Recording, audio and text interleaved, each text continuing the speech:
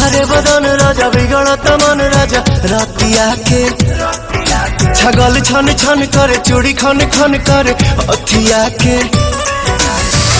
कहीं तो भाई राउर गोड़ लीना बाटे कमर कमजोर पिया छोड़ दीना बाटे कमर कमजोर पिया छोड़ दीना।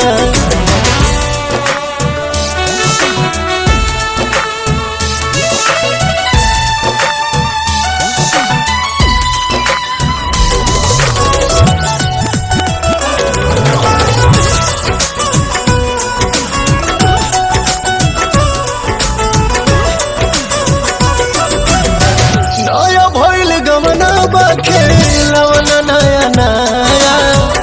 अपना में हर पटनी कोई दिन दया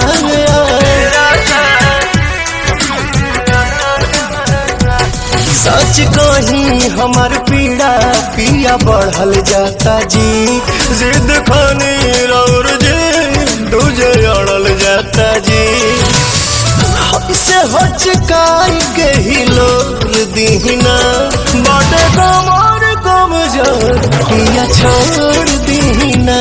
बाटे कमर कमजोर पिया छोड़ दीना।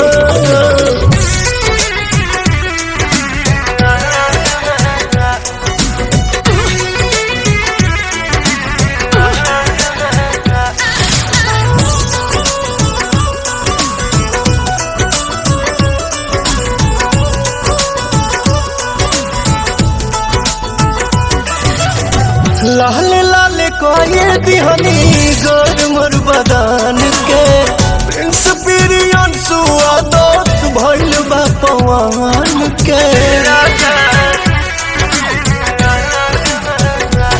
धरी धीर काल फिर भेंट होई पिया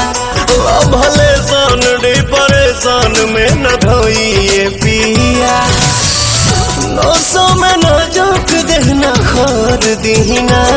बाटे कमर कमजोर या छोड़ दीना बाटे कमर कमजोर पिया छोड़